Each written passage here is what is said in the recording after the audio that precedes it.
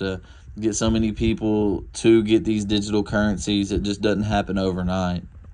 So one of the advantages with CBDCs is it gives access to poor, lower income people to digital currency, and also gives them a basic banking knowledge of what digital currency is.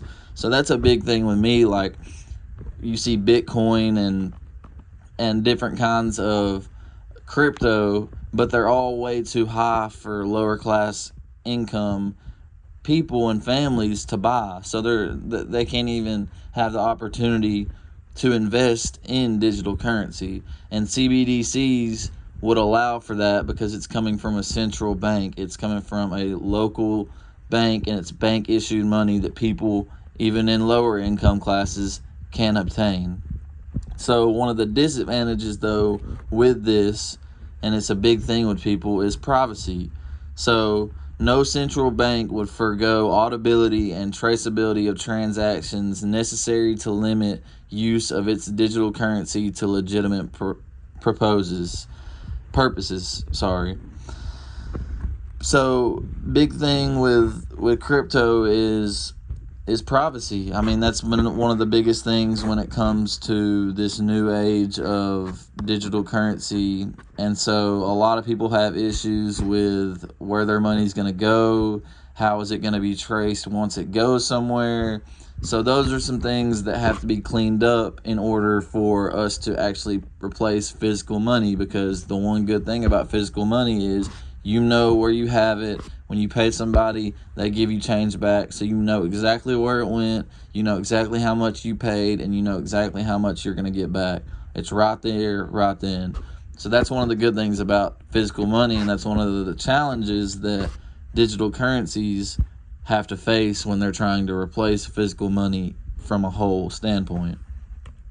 So the next two big ones are cryptocurrency, obviously, and stablecoin. So I'm going to talk about crypto a little bit first. So the thing with cryptocurrency taking over physical money is they would not be good for everyday purchases because they are so volatile, meaning crypto goes up and down so quickly as far as in the stock market, as far as how much they're going to be worth, if they're not going to be worth anything.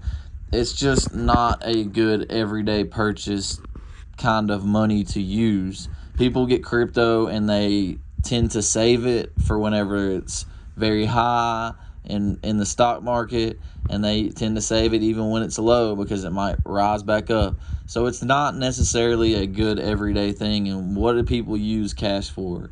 Everyday things. I mean, I go to the gas station and I use cash to buy Gatorade or some candy or some chips just because I don't want to use my debit card. It's more of an everyday thing purchase. That's how I view physical money, actual cash. I view it as an everyday purchase kind of thing, rather than most people aren't going to go to a car dealership and outright buy a Mercedes-Benz in all cash. I mean, that's just it. Obviously, you have celebrities and different people and people that are really wealthy. They can do that, but for the most part, people aren't going to go buy a Mercedes-Benz in all cash. It's just not going to happen. So next would be stablecoin. So the thing with stablecoin is they do the same thing as far as a positive